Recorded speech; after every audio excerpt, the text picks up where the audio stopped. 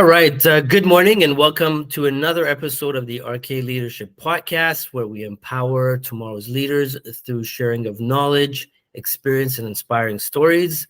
I'm your host, Rob Kamranpoor, and my special guest today is Natalie Nadeau. And Natalie is a marketing and personal branding consultant. I will let Natalie introduce herself a little furthermore, and then we'll get right into the questions. But before she does that, I wanted to take this moment to thank you for joining me this morning. And again, I appreciate your time in doing a podcast with me. So without further ado. Thanks so much, Rob. And I'm so grateful to be here. And, I love what you're doing. And, it's a pleasure to be a part of it. So like Rob said, marketing, business, personal branding consultant. I'm a former chief marketing officer, and I basically kind of have a plug and play system that I drop into companies to kind of scale them to 6 or 7 figures monthly. Nice. That's amazing. So Natalie, can you walk us through your journey of becoming a leader, and what challenges did you face, moving up, and what did you learn from those challenges? Yeah, absolutely. So I was probably my first year out of college, immediately got into leadership, where I think it was more of like a power trip and being in control. And, you're super young, so you have no idea what you're actually doing or what it means to actually be a good leader. And you don't have a lot of experience with having good leaderships to kind of look up to because you're just starting out. So I did get jumped and kind of pushed into that pool pretty quickly. I was about, 20. So from there, my teams just kind of kept expanding as well as my roles. And then I would probably say as I became a chief marketing officer by the age of 28, that's when my real leadership skills had to kind of really kick in and everything really changed for me.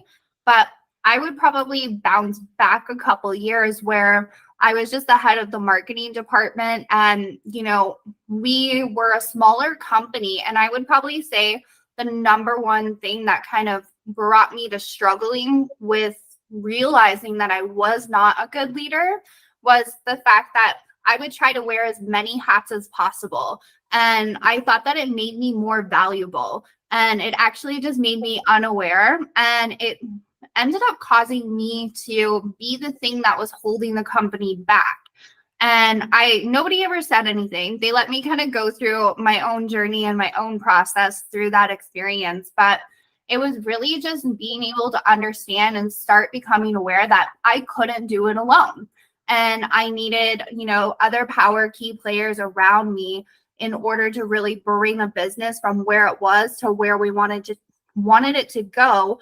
And being able to do that 10 times faster, right? Because if you're just one person trying to build something, it's going to take you forever. But if you can have an army of people who are exceptional just like you, you're going to get there way, way faster.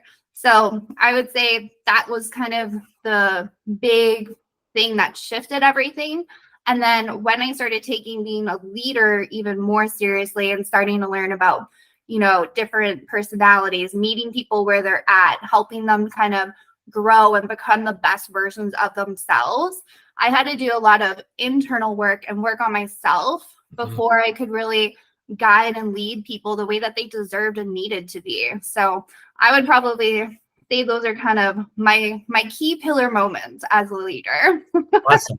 I love how you said, you had to work on yourself. Yeah. First. Can you kind of talk to us about or walk us through what kind of things did you do to work on yourself? And again, what was the pivotal moment during those times for you?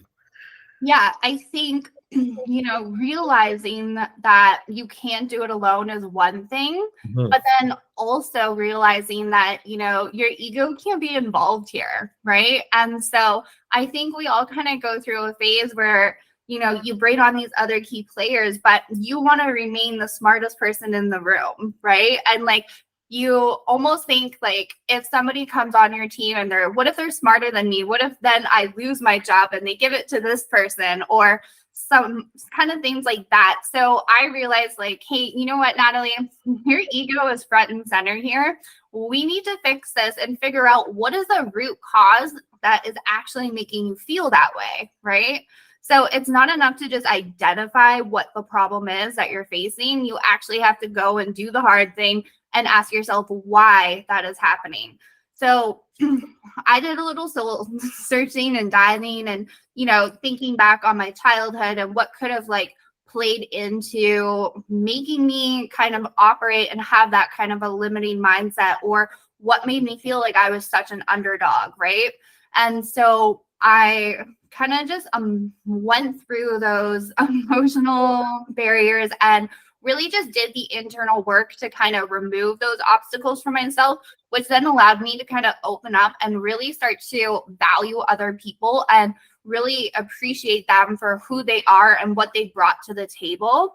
And that's when I was able to start like focusing on top talent acquisition and reframing how I would even post a job posting to attract the right people into the company so that I could grow exponentially. And like, I think, just that was probably the biggest internal work, but removing the ego and just, shifting and keep on going. No, that's great. A lot of the coaching clients that I have, that's one of the things we get into is the root cause, as you pointed out, and that's fantastic because everything starts at the root cause, and if you don't get to that, you're just putting a band-aid solution on it. So when you talk about root cause and the childhood traumas or experiences that we all go through, right? How do you go on to actually fix that, and how can you do it by yourself? Yeah, I think that's a really great question and something that a lot of people struggle with, because your comfort zone is a much more like satisfying place to be, right? And I think it's much easier to try and pour from like a cracked cup that's leaking and trying to just do really busy work, right? That's going to just like kind of ignore it. And if I just don't look at it, then it'll go away. So those are the easier things to do. But something about me has just always been like, how can I be better than I was the day before? Nice. And I started asking myself this question from a very young age because I've just always been very business kind of entrepreneurial, like that 8-year-old kid who's like, I'm going to be a CEO one day. So I had a very strong, compelling future that I was looking towards and that I wanted for myself. And I had big dreams, big heart, big soul, and just wanted to kind of fill that up. So I think if you have a strong enough why behind the reason why you're gonna want to improve, it makes doing the internal work and kind of figuring out and being able to even ask yourself, why am I feeling this way? I think you have to have a compelling future and a compelling something that makes you excited to wake up in the morning for you to want to fix the problems that are in your life in order to actually go and do the hard stuff. So for me, I had a strong why. I have an even stronger one today, but it just, kind of allowed me to become consciously aware of where I'm at. And I think it's just about being humble with yourself and knowing that two things can be true at the same time. You can be a work in progress and a success. Those two things can coexist. And if you can give yourself permission to not be perfect, then you can kind of have the permission that you need to do that internal work and kind of dive deeper. So how do you identify what your own kind of obstacles are and really dive into them and do that by yourself? Is probably saying like, if you were to put your resume out there and really evaluate everything that you've done up to this point, how would you look at yourself as a candidate? And what would you say about yourself? And where do you think that this person, if you just looked at them, everything written on paper, and you looked at it without looking at you, but just in general, then you can kind of identify where those pitfalls are. And I think internally, we all know the thing that we should stop doing, or I should do this, right? So I think it's just setting a new standard and like just knowing that everything you want is on the other side of the work you're too lazy to do or too scared to do or just not ready to, right? So it's a matter of how much longer do you want to stay stuck where you are versus how much are you willing to fight for what you actually want out of life, right? That's right. No, that's great. So you mentioned the why, your why, and the purpose is important. So what's your why? Okay, well, it took me a long time, and it's a big question to ask yourself why you're here and what you want to do. And for a really long time, I was like, well, I have all these different passions, and which one is it, and what am I supposed to do? And I launched a company, I think my first company, when I was like 23. And I went into it and I was like, wow, I am not as smart as I thought I was. This is not what I want to be doing for the rest of my life. And so I pivoted my why, because first it was just, I'm a marketer, I'm a business person, I can run e-commerce, I can do online companies. So that's what I dove into. Then it became a matter of, with the second company I launched a few years after that, it was, well, I'm tired of making millions for other people. I'm going to go and make my own millions. And I was able to flip this company from like $5 a day in ads to over $6,000 a month in just a few short months. And I realized, and I felt awful. It was an online clothing line for women. And I was like, I'm prying on people's insecurities here. I am not making a positive impact in the world. Nothing that I'm doing is really like making me feel fulfilled or like, and I was like, maybe I could start a podcast and, help these people with their mindset or, and I've always been into self-development. And then I was like, yeah, but I'm still selling these clothes and it makes me feel shady. Right. And I was in it for all the wrong reasons. So that was probably about 5 years ago. And I said, you know what? I'm going to do the work and I'm going to figure out what it is and why I'm here. What am I really passionate about? And until I really, really know that answer, I will never launch another company.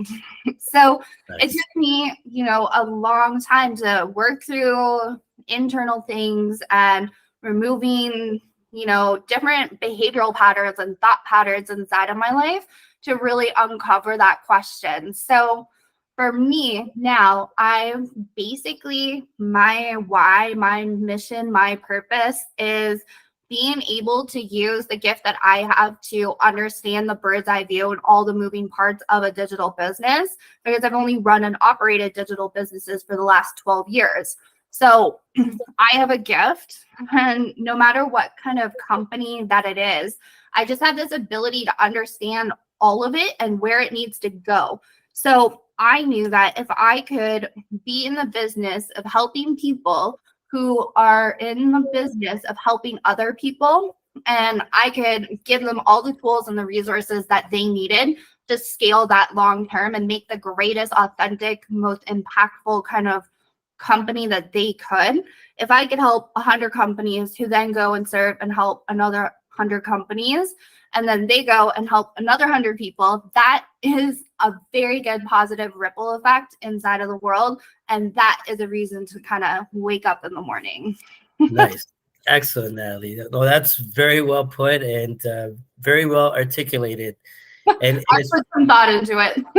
Yeah, and the funny thing is, a lot of the leaders you talk to, their whys are always around helping others and feeling that sense of fulfillment. So until you get to that point, that it's almost like the self-actualization to figure out who you are, why you're here, and what you want to do for this world. Right. That's your breaking point, and that's a great place to be in my opinion, at least. We talk about, even getting into a leadership role or becoming a leader. One of the things you do have to deal with internally is the fear that you talked about. And there's a lot of people that get held back because of, the self-doubt, the fear, their self-limiting beliefs, whatever it is. How do you deal with that I, internally, how do you deal with that and to kind of overcome those fears to become that leader that you want to be? Yeah, I think that's a great question. And, I talk to people every single day who are just living in their fear instead of actually being present in reality. And so I think it has a lot to do with the fact that, if you can decide, and this is just something that's kind of worked for me, but I think when you're inside of your head, you're in your emotions, you're in your feelings, you're stuck in the past, right? Because there's something that is causing that to be kind of something that's impacting you. And it could be something that you're consciously unaware of from your childhood, or you feel like there's a reason and a root cause why you feel that fear and why you're not enough or you can't do it, or there's some kind of internal driver that is rooted. Maybe somebody told you would never make it. Maybe you had really unsupportive parents. Maybe you had, a lot of trauma growing up, or there was some kind of addiction, or, some unhealthy relationships that were in your past that have caused you to then no longer just be present with people and accept them for who they are and where they're at on that journey. So I always say the moment that you're in your fear, your anxiety, you're stuck and you're living in the past, right?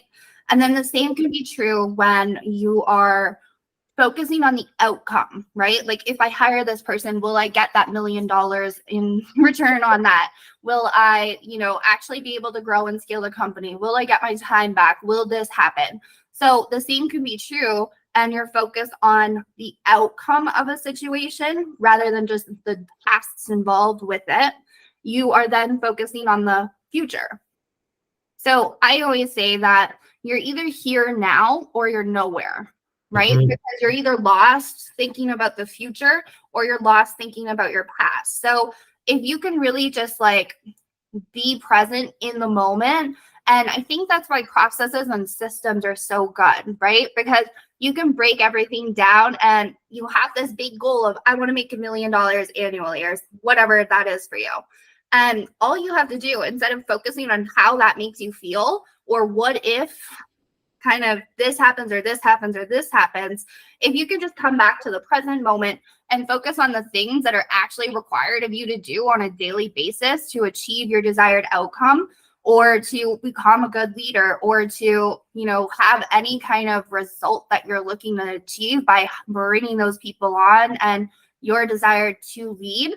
If you remove the fear and just focus on what makes me a good leader, what qualities can I have to really drive this team home? How can I be better at steering that ship and driving this car and helping everybody else who's inside of it, right? So it's about being present and not stuck inside of your mind. And so, like I said, the number one thing that is always, and I do this as soon as, because we are human and our brains are designed to show us the worst case scenario, or what our thoughts and what we used to think about it, but they're also required to show you the best case scenario. Now, what you choose to focus on that spectrum is where you're going to land. So you can just live in the present, or you can just, thanks for letting me know. I've seen both sides. This is what's important. That's right. No, Yeah. that's great. And I wanna talk about, you said when you want to become a millionaire, don't focus on how it makes you feel. No. Now, with respect to that, there's a lot of people out there that say, you should feel, you should kind of try to feel what it would feel like to be a millionaire, Yeah. and that would drive you and kind of motivate you to there. So are you saying the opposite? I just want to get your thoughts on that. Yeah, and I've heard that as well, and I think it's a matter of if you have $1 million right Mhm. now here today, if you won the $50 million on the lottery today, if you're unhappy, you're still unhappy. So I don't know that it really matters. And I think when so I don't know if you know who Ed Milet is, but I Yeah. listen to him all the time. And he said something that just kind of stuck with me. And he's like, you don't really want $1 million. You want the feeling that $1 million is going to give you, which is Yes. freedom. And if you think about what is happiness really, and kind of having it all, right? I think it's having the ability and the freedom to choose. But you actually have that freedom to choose now, right? So I think it just automatically isn't necessarily about chasing a feeling or trying to force something that isn't real, but just eliminating the future and the what ifs and how will I feel with that $1,000,000, or wow, that's a really, like, that's scary. What am I going to do? What if I lose it all? Right. So I think it's just always coming back to the present moment and just focusing on what is happening and not being too busy to really like be present in that. So I don't disagree with it. I think people are just kind of like chasing it in the wrong way, if that makes sense. Yeah, no, I love it. It's brilliant. And I love what you're saying. It really makes sense. And for me, what resonates with me is living in the presence. So you Yes. talk about living in the presence, which I think a lot of people don't live in the presence. They're either stuck in their past, or they get caught up in this fear in the future, and they don't know where they are really. So Yeah. when you talk about being in the present, how do you practice being in the present? Yeah. I mean, I literally tell myself as soon as I feel myself, maybe, I recently launched my own podcast. So I'm going to dive in on that as an example. But um, I had a lot of fear, anxiety, stress, worry, all those things that go through your head. And, same for leadership. Am I going to be a good leader? Can I drive the ship? Can I do all of these things? And I just, literally say to myself, be here now, be here now, and be here now. And so just having that thought and speaking it out, and then I won't stop saying it until I can come back into that reality and just eliminate those other thoughts. So it's being consciously aware of what you're thinking and what you're allowing into your life, and what kind of standard that you have for yourself and your day. So in any moment, the moment you start to worry about the outcome, the moment you start to think about your emotions, it's just continuously making the habit of be here now and just not stopping until you are. Amazing. That's well said, Natalie. I love that. And I'm gonna, use that as well. Be here now. And I think a lot of people do need to practice, being in the present. So again, well said on that. Now, I want to kind of shift towards. I've got a lot of stuff I want to talk to you about. Sorry. One of the things I wanted to talk to you about is, you talked about scaling companies, and I believe one of the companies you scaled to 10 million, Yeah. or helped scale to 10 million. What did you learn from that experience that you can share with the younger people on this journey? Sure. I think that it doesn't happen overnight. It's never going to happen as fast as you want it to. And honestly, it's about having the right people a part of that journey, because Mhm. you have to be able to identify our, we're driving in this car and somebody's halfway out the window and, they're kind of creating a lag on it, and you're not able to continue driving as fast as you would like to. And certain times people are like throwing stuff out of the window and it causes you to speed bump. And there's, different things that are happening along that journey. And so I think you really have to become consciously aware of, are the people on my team the right people involved? And are they are the people who got me here the people who are going to help me get to where I want to go? And I think that's a really big thing. And a lot of times, people will hold themselves back in the wrong relationships, or that could be something that as a good leader, you're being held back at home, which is affecting your leadership in the workplace and putting blinders on you to, is the right team there? Now, every time you scale, I think having standard operating procedures and streamlining your company in a way that you could plug anybody into any department at any given time, and the world will not fall apart, and like nobody is indispensable. So I think it's really a matter of having a long-term mindset and being able to understand that instant gratification, short-term wins, all of those stuff are not going to serve you at all on that scaling and growing journey. And it's being able to manage your finances appropriately as well, so that you can actually afford to scale and keep up with it. And also being able to control it. So, for example, I think being able to have, again, I love the bird's eye view of a business, because when you can see all the moving parts and understand where it's all kind of operating and functioning, you know exactly when you need to put the brakes on and kind of reevaluate so that things can catch up before they fall flat, right? So it's being consciously aware and just accepting the situation for what it is, instead of like trying to hide it or prevent it, or how can I put duct tape on this so it doesn't break. It's just like, let's fix this like leak inside of this and make sure we're still going forward. And I would say the other thing is knowing who you're going to have to hire next, right? So you can't hit a target that you don't set. And if you're just kind of aimlessly doing stuff and you don't actually know where you're supposed to be in 3 years, 5 years, 10 years, and so forth, that can be a really big problem. And, I think as a leader, you usually start out your company with 1 or 2 people, right? And so knowing your shortfalls, where you fall short,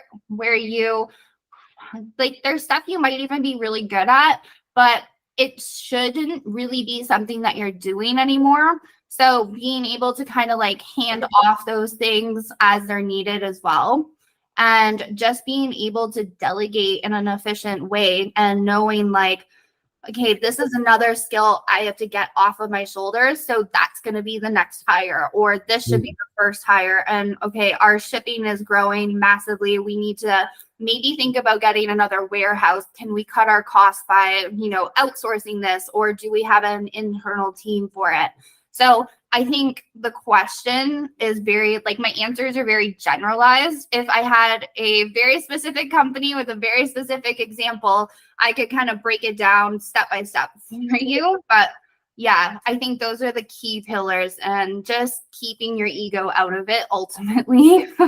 That's right. No, that's amazing. Your analogy and your explanation kind of reminded me of Patrick Bet-David's book, The Next 5 Moves.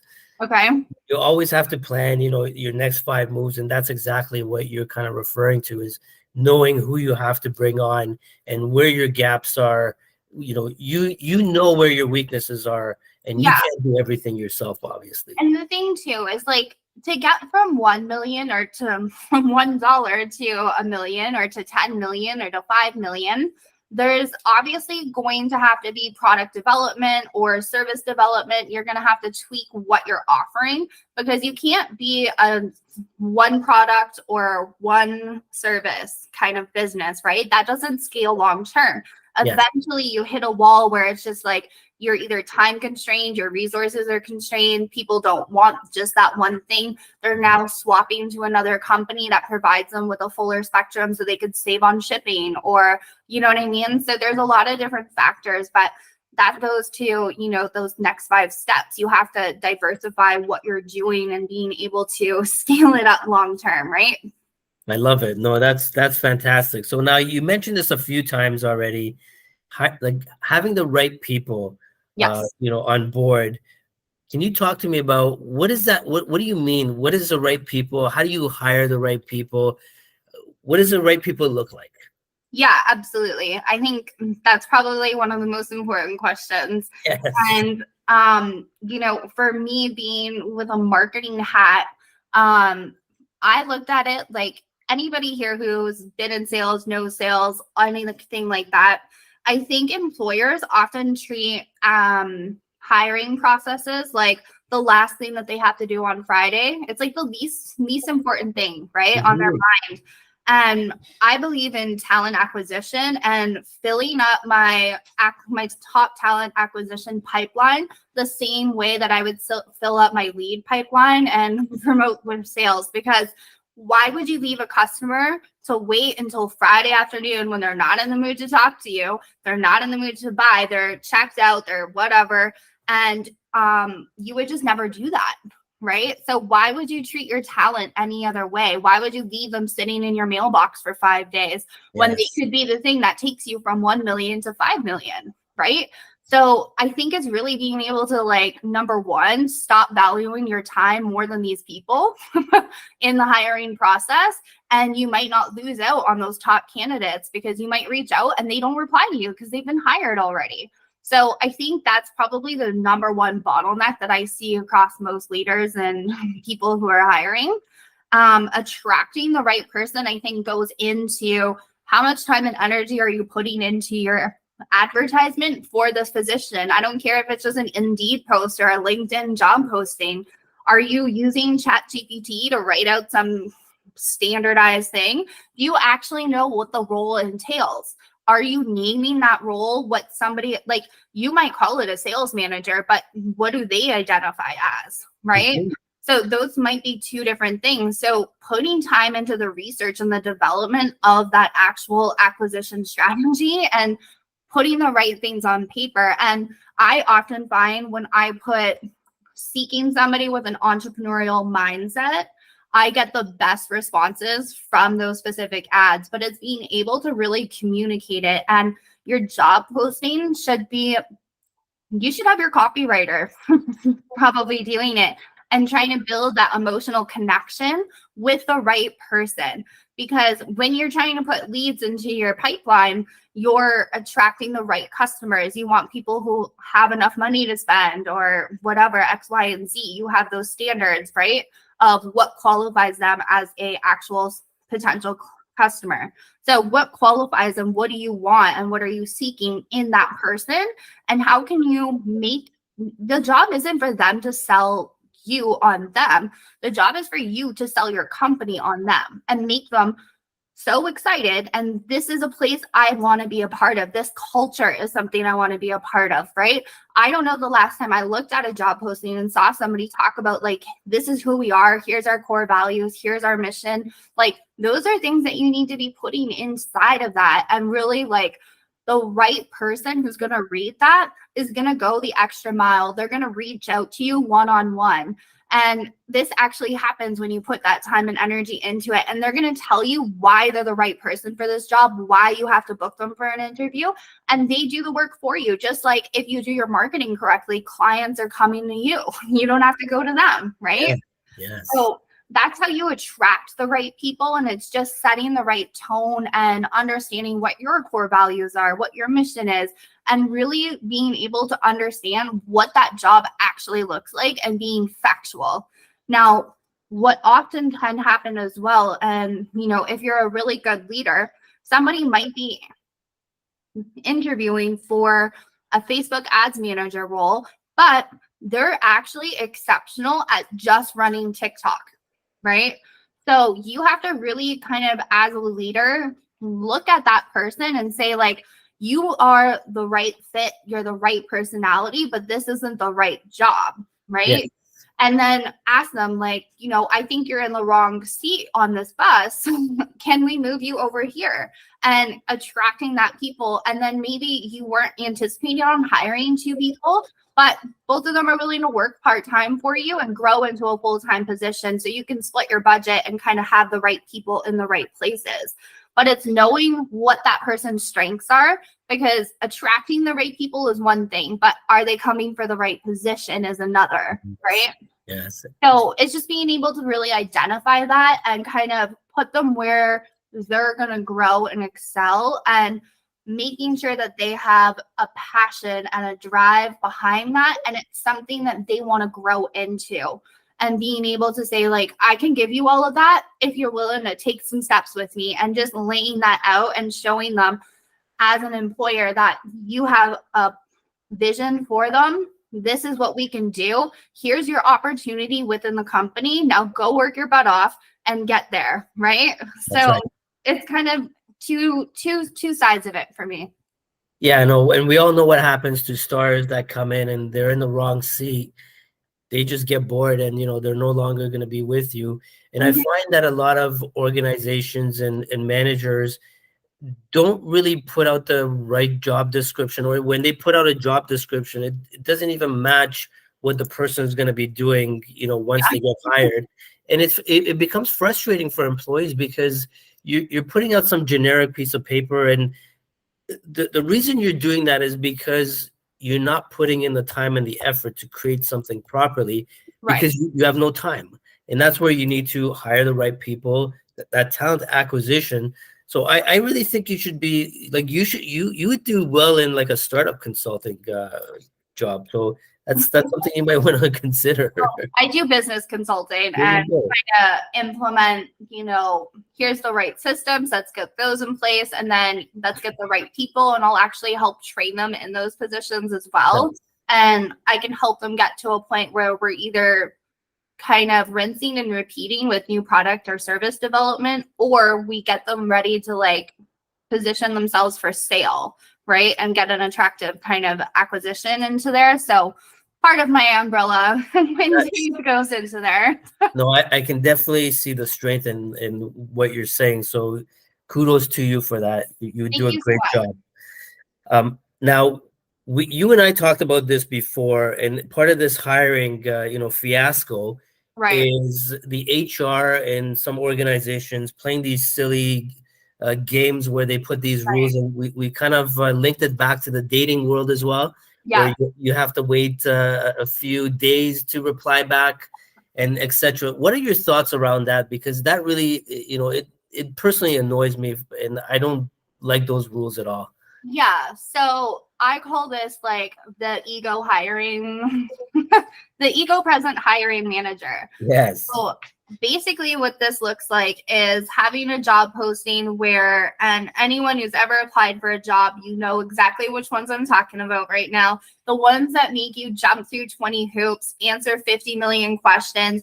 And, instead of just having the actual Indeed or LinkedIn website have your posting, you have to go to their website and fill everything out from your resume and jump through all these hoops. And, at the end of the day, it's kind of like, are you that concerned? Have you hired really bad people? Is that a company you want to work for? Like, the moment I see something like that, it's like, there's a problem here. There's a high turnover rate, right? There's definitely an acquisition, no acquisition kind of thought process put into there.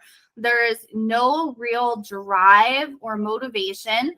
And usually what ends up happening personality wise is the person who's actually hiring for that role is probably a micromanager. They're a task manager. They want to know every little thing that you did that day, and that they're getting the most bang for their buck for every hour that you're present.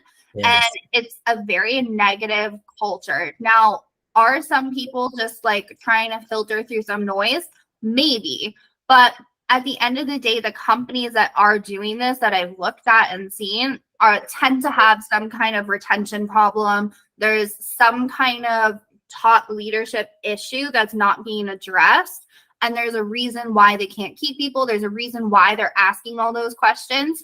And it's definitely goes back to like when you're dating somebody and you have to make them wait 3 days to reach you. And they try and make you jump through more hoops to prove that you're worthy enough to work for them, or that you want it bad enough. And I think that's just like red flags for a company you don't want to work for, because somebody is going to make you work that hard or make this for me. Like, I've hired graphic designers and stuff like that as well.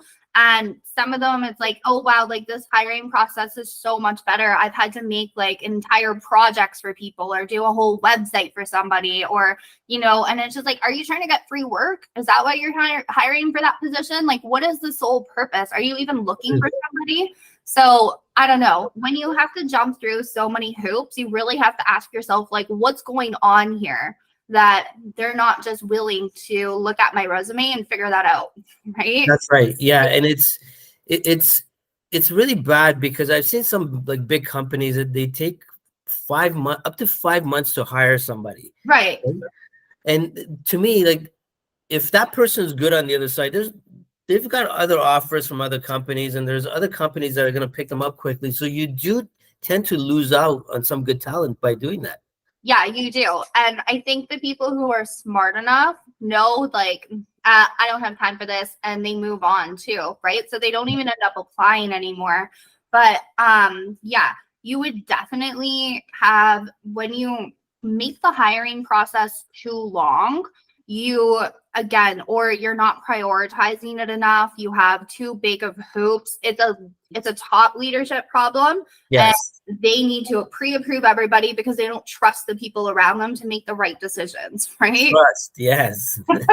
So yeah, again, when I see those kind of problems, I just know that if this is what it takes to become a part of it, if this is kind of the red flags before you're into the company, then you're just going to have to keep jumping through multiple hoops and multiple things. Now, I think there's other exceptional companies who will do things like even have simulations where they do back and forth play, role play. They give you a little kind of mini scenario where they'll say, okay, go and take 30 minutes, read this out, and then hop back on this call with us. We'll just all kind of mute and go off of our videos for a bit. And then we're going to role play and ask you some questions or do anything like that. And I think that is exceptional because it takes, number one, you're doing it on the fly, so they don't have too much time to think about it. So you really get to assess their skill set. Number two, with that, you get to really kind of identify how they're going to act in a position. You can use examples that came up in the last quarter, right? So that you can really kind of get an idea of what this type of person is, what their real personality is. And you get to identify where their ego's at very quickly with this, because some of them will think like, yeah, I should punish this person and write them up, or if they did something wrong, or they're going to go and how they communicate with the person that they have to have that hard conversation with. It's a very eye-opening experience. So I think those hiring processes are a little bit longer, but it's probably about a 3-week thing because you have your initial hiring step. These are usually larger enterprise companies with 500 plus employees, but they'll do your first initial hire with like, are you who you say you are? Can you do the things that you say you can do? Okay, cool. We'll move you to the next step. And then you end up meeting with a higher level who gets to ask the questions. And then you meet for your third interview, which is the simulation process. So that's kind of the tipping point where you have your regional directors or managing kind of whatever in those titles. But that's when you're able to really get the other hiring part in there. And then you get to know right away whether you're ever going to see that person again or not. That's right. Those are hoops that I think are putting the right systems and processes in place. And it's short enough where like somebody has to give a 2 weeks notice anyways. So if they figure that out, then they can kind of do that and drop off, and it's not too lengthy. That's right. So another thing with respect to that, Natalie, is again, something that's inefficient from my perspective, when you don't set the expectations, the role, and even the salary range at the beginning. Now you're going through all these phases and you get to the final stage and you come to realize that you're so far apart from a salary expectation aspect that everything just went to waste. Yeah. Right. I think you have to put your salary and like a clear grounded, like we're only hiring this position for $92,000 a year. That's our cap. If your skill set doesn't match that, our starting range is $70K. And I think when you initially meet somebody, it's always, so I know you've seen the salary range when you applied for this position. Where do you fall on that spectrum? And what do you think that you're valued at? Right. And letting them kind of voice their opinion. And whenever you ask that question, it's always amazing how many people actually undervalue themselves and will lowball it to stand out above another candidate so that they get the job instead of like just saying, I want $90,000. You know what I mean?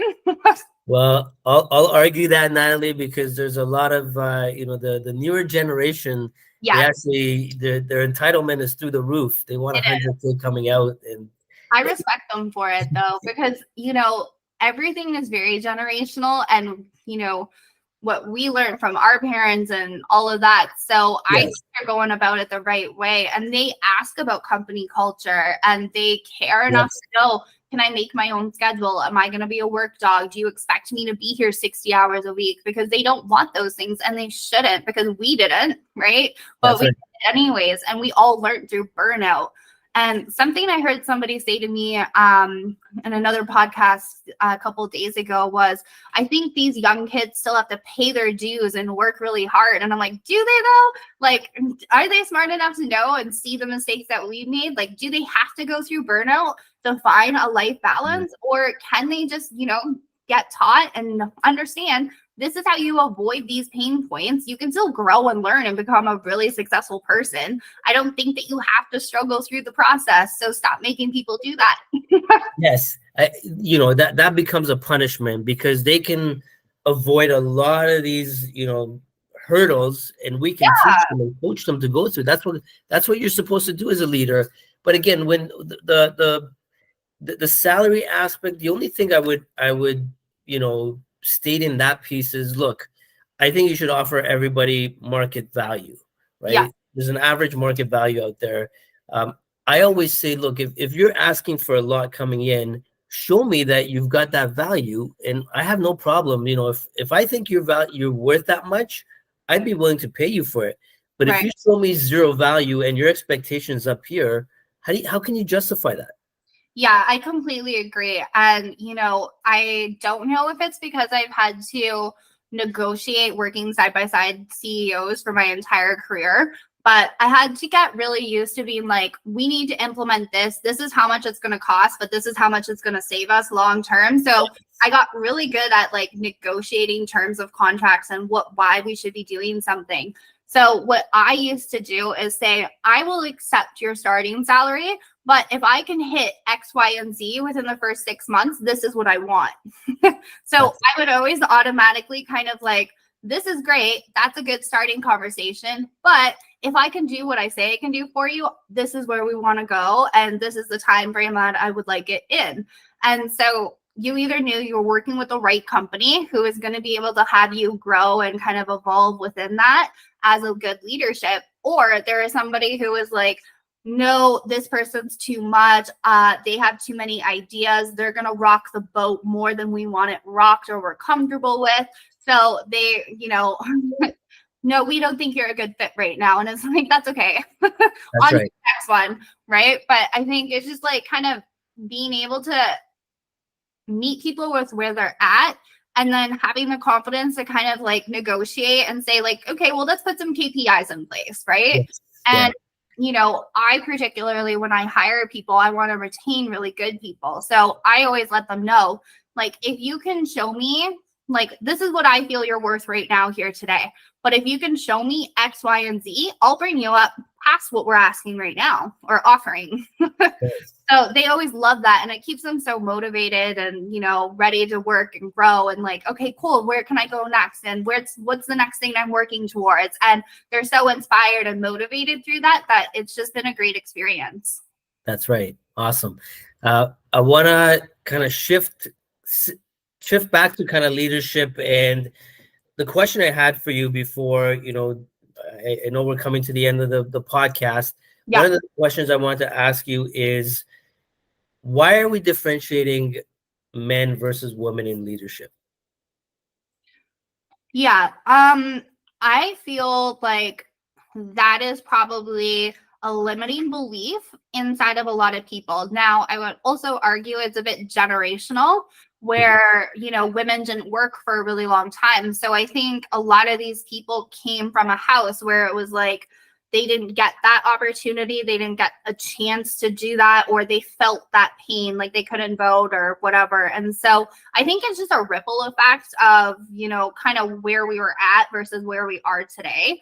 I personally, as a woman, have never felt like my position has ever, like, I think I made more money than half of the men I know around, certain positions and stuff like that. So I've never personally felt that, but I also never had a belief that I was limited as a woman, right? Nice. So other women may not agree with what I have to say on that position, because some people feel really strongly about this. But I think that if you are somebody who's suffering from like a gender discrimination, you're probably in the wrong company. That's not a right fit for you and has poor core values or no core values whatsoever. And the other thing I would say is stop limiting yourself and stop putting yourself inside of a box that you don't want to be in. If you feel that you're worth more, speak up, right? Like nobody's stopping you from asking. So I don't necessarily see a division between that. And I think that everybody is like going to respect and want the best for their company. So at the end of the day, I know 95% of leaders who are good, successful, well-grounded leaders are not going to care who's doing the job as long as the job is being done and it's being done well. And they're a pleasure to be around, right? So I don't know. What do you think? That's well, I believe it, but I also think there's still discrimination that happens. There's the unconscious bias that's very well alive and even today. And when you talk about DEI from these organizations, for a lot of them is just a ticky box to show from a perception perspective that we're following diversity and inclusion, but realistically, you're not putting the right people, like you said, in those roles where they will help you thrive. There's the right people. For me, when you say a leader is a leader is a leader, right? I don't see any difference. I've had fantastic female leaders that I've worked under, and they were leaders. I didn't look at them to say, "Oh, but she's a woman," right? You don't have that stuff going in your head, and now I'm trying to shift that also to, I work in an engineering field, so there's a lot of that segregation going on, and an engineer is an engineer is an engineer, like an accountant is an accountant. Like stop segregating like men and women in their roles, right? Right. A good person is a good person, right? I completely agree. And I think that, at the end of the day, if you are consciously like looking to diversify your company, it's probably because you've discriminated it in the past, right? Like I would never think about having to diversify any of the cultures or the communities that I've built or teams that I've led because they were the right person for the position, right? So I think when you're like consciously just focusing on the right things, that those factors don't really lie into it, right? Like even if you're a small team of like 10 people, if you aren't focused on what that person looks like or who they are or where they came from, and you're simply focused on attracting the right people into your company, I think that it's just like, again, are you here now or are you focused on other things, right? So for me, I think it's something that is kind of taught and trained from their previous employers, previous bosses. Maybe it's their parents who, didn't like a certain walk of life or something like that. But at the end of the day, we are all human and we all possess the exact same kind of passion and purpose. And we all were built with intention and put on this planet to kind of serve in a very unique way. And so it's not about who, how, what, or why. It's just like, is this person the right fit? That's it. Yeah, absolutely. No, well said. So now I'm gonna go through the rapid fire question point of my podcast. So I'm gonna ask you some questions and just give me some quick answers. What is the most difficult emotion to control as a leader?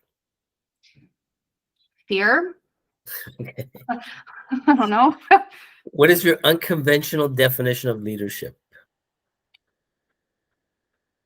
Probably, I would say integrity, purpose, and passion. Nice. Amazing. And what advice would you give young leaders? To think of everybody the same way that you think of yourself and to really know how much you wanted to succeed, how much advancement and growth and like how you want to be valued, and treat every other person the exact same way that you want to be treated, and never ever think that you're better than anybody else, and that two heads are always better than one and three is better than two, and just treat people with the ability and give them space and room to be themselves and to grow. Amazing. And where can they find Natalie? Yeah, absolutely. So you can visit my website at natalienads.com, which is NATALIENADDZ.com. Awesome. Well, I want to take this time again to thank you very much, Natalie, for your great insights and inspirational, content that you provided. And honestly, this was a fantastic podcast. I heard a lot of great things from you, and I learned a lot from you as well. So thank you very much. Yeah, it was an honor to be here. And I'm just so grateful for the opportunity and the privilege to, serve and hopefully help some other leaders out there.